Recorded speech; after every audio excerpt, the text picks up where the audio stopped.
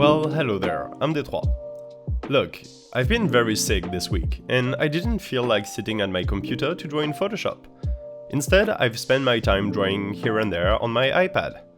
As a result, I drew this, and it took about 3.5 hours, but since I didn't record the screen, I only have a couple of minutes of video for you.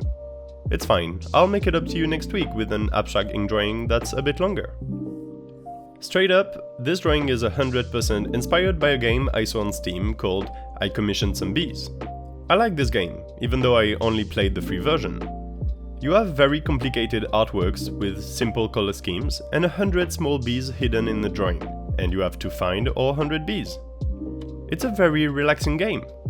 Anyway, I decided to take inspiration from that and draw a very simplistic page full of tiny details, and at the end I will sprinkle in 60 tiny ghosts, so it's legally distinct from bees or other things.